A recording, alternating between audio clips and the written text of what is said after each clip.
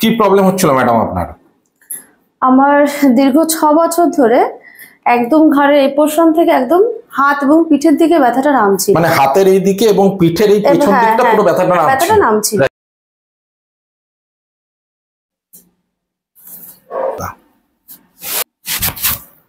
This is a cervical spine mobilization.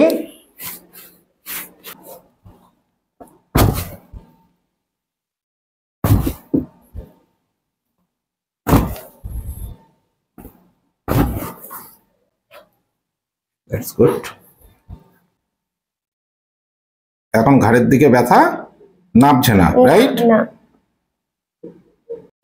After chiropractic manipulation কেমন আছেন?